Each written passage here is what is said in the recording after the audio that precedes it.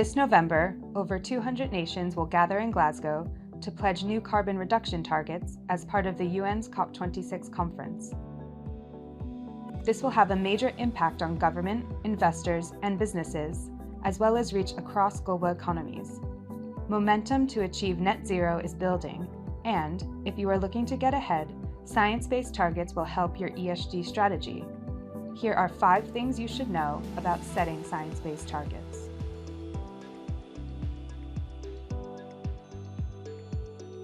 Setting up carbon emission reduction targets in line with the latest climate science through the Science-Based Targets initiative is not just for large organisations. Any company can really understand how their activities have an impact on the environment and how they might go about setting these challenging targets. In fact, in 2020, Slaughter & May became the first law firm to set science-based targets through the Science-Based Targets initiative, aligned with the 1.5 degree pathway. These ambitious targets will see us strive to achieve a 50% reduction in our absolute Scope 1, 2 and 3 emissions by 2030 from the 2018 baseline. The Science-Based Targets initiative was set up in 2014 and independently assesses how organisations' targets meet the Science-Based Targets initiative criteria. The criteria really translate the level of ambition that's needed for climate mitigation from a global level down to local and company action. Everyone is welcome to apply for assessment and approval of their targets, no matter what the organisation size.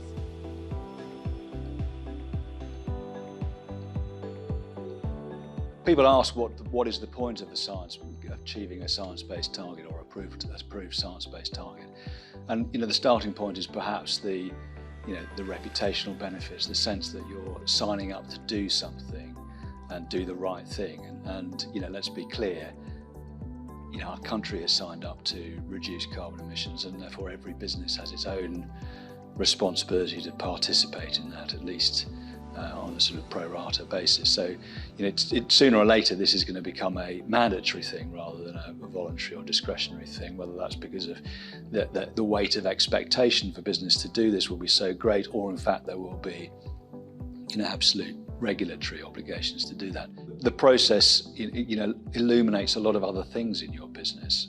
First of all, it requires you to focus on demanding targets which you may not know how to achieve, and that's uncomfortable because the way in which business typically runs itself is to set targets which they believe are achievable. Even if they're stretch targets, they're still believed to be achievable. They can see how they're going to do this, and it's not actually necessarily the case with emissions reductions. Beyond that, the process of getting there requires you to collect data just in advance of having your target approved, but also beyond it. And so you'll focus on data that you don't typically have, or you may not have in very good quality.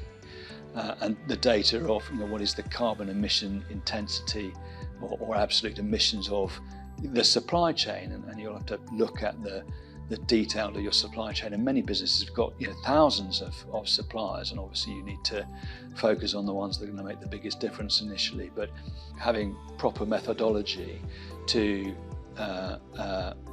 accumulate and collate that data in your supply chain gives you great insights and allows you to focus on a broader way on how you encourage and incentivize your suppliers to meet the sort of required standards you have, not just on carbon, but also on other aspects of responsible business, whether that's labour relations or the way in which people are paid, and fairness and discrimination and diversity and sourcing. So that data assists with all of those areas, not just with carbon. And you in addition to those people who supply you, of course, every business will also sit in somebody else's supply chain. So sooner or later, your customers are going to be looking to you to help facilitate their achievement of emissions reduction targets, whether they're science-based targets or otherwise. So we've got brand and reputation, we've got innovation, we've got data and supply chain, operational resilience, and therefore I think all of those things contribute to what can really be seen as a more sustainable business. And I mean sustainability there in the sense of a business that has the ability to endure in the medium and long term, as opposed to on any particular environmental ground, but one which is fit for the future. So I think, having started in one place with sort of reputation and brand issues, I think the reality is that the process and focus on science-based targets and emissions reductions delivers all sorts of much more tangible commercial benefits.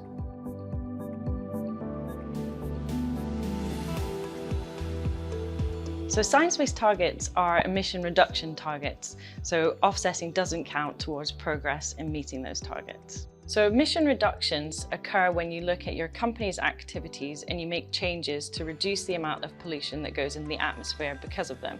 Whereas offsetting is where you invest in projects that others are undertaking to avoid, reduce or remove carbon, such as planting trees. The Science-Based Targets initiative works on the principle that companies should invest in their own emission reductions first before investing in projects outside of their value chain.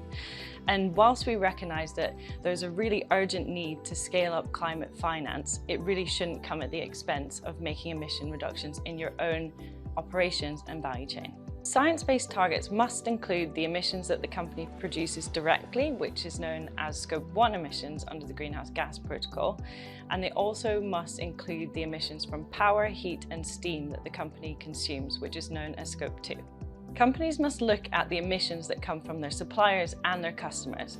If those emissions make up over 40% of the company's overall footprint, then they must also set ambitious reduction targets on those emissions as well.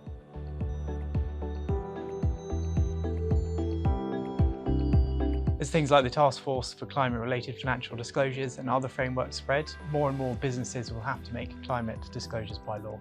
Having a science-based target in place will help businesses mitigate the economic and reputational risks of having to make disclosures that may be harmful to their businesses, as investors, financiers and customers all demand more concrete action on climate. The SBTi also encourages businesses to make disclosures against their emissions inventory and progress against their targets in any event. Disclosure can be made through annual reports, sustainability reports, the company's website, or the annual CDP questionnaire.